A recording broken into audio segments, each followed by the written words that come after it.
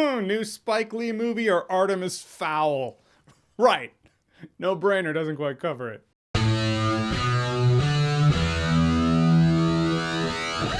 The Five Bloods. So The Five Bloods is a new Spike Lee movie. I thought it was going to be like a Vietnam movie that takes place during the Vietnam War.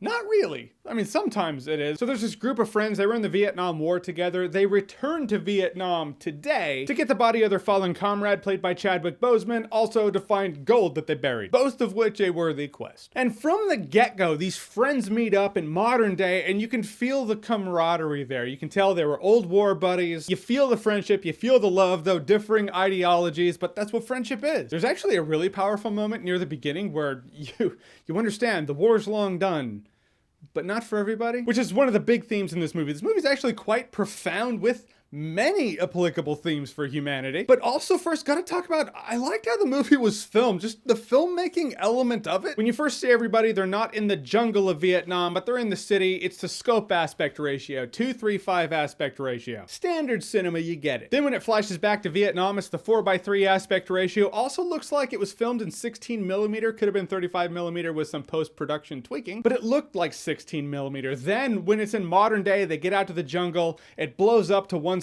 aspect ratio, which is also known as flat, which also might be IMAX. I say that because it is really crystal clear at that point. It'd be easier to tell if this movie came out in theaters, but here we are. But the different film and filming techniques used really do a good job at separating the tones. I don't know, I really dug that. And I dug the transitions too. There's something about Spike Lee.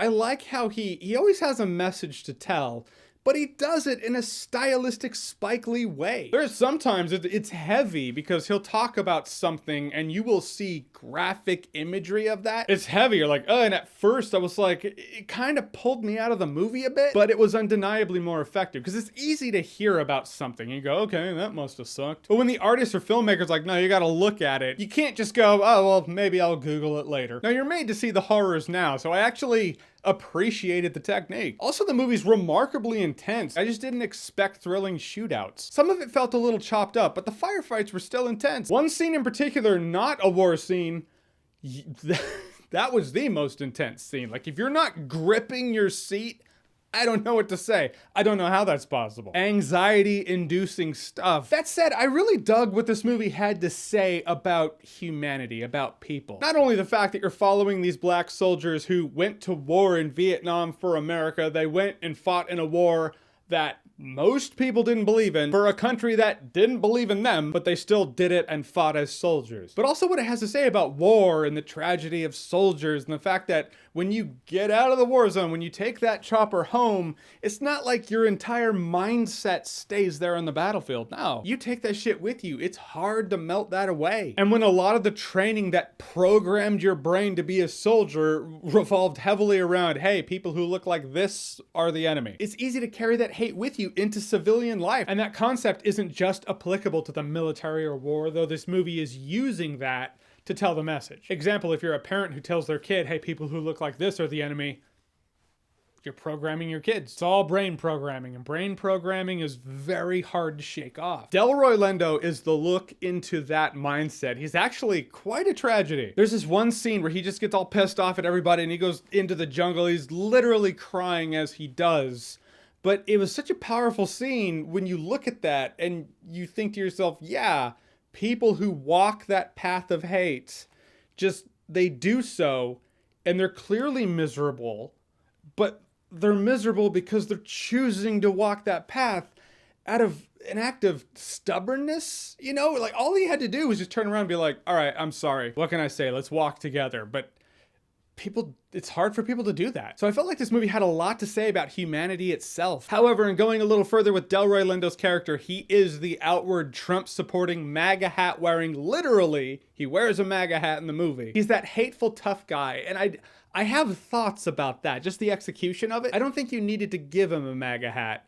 I mean, obviously, it's It's Spike Lee's movie, and he wants to convey his message and his thoughts. You see that with artists. That's just the nature of film and any piece of art. This movie had enough to say about human nature, humanity, hate, and that is applicable to everybody, anybody who would watch this movie, anybody breathing and living. But by giving Delroy Lindo's character the MAGA hat and making him the outward Trump supporter, you've now shifted the conversation to, oh, now it's a political conversation. It's right versus left, it's Republican versus Democrat, liberal versus conservative. But for the conversations that this movie was setting up, I don't feel it had to be. Which means I feel like that might undercut the otherwise brilliant conversations that this movie's begging to have. For a conversation anyone can find if they just do a quick search on Twitter. Those conversations are everywhere on Twitter. And Spike Lee does a thing where the themes are definitely in there, and then more than a couple times, the characters then talk about the theme, just in case the audience didn't get it. And I feel like it's just much more effective when you let the theme speak for itself. It might reach less people, yes, but for the people it does reach and the people it does click with, it's much more impactful. So it's like you sacrifice impact with accessibility when you have the characters explain it. Maybe that's why the movie felt a little long for me. Probably could have shaved 15 minutes off of it. There are a couple of redundant things, but regardless, I really enjoyed The Five Bloods. It's a timely message for today, but also a timeless message for people in general. I thought it was a really good time, no alcohol required. All right, The Five Bloods, have you seen it? What did you think about it? It's on Netflix now. A lot of times I have to remember to tell you where you can find it to stream it. Not used to having to do that. But have you seen it? Whatever you think, comment below, let me know. And as always, if you like what you've seen here and you want to see more, click right here to see more.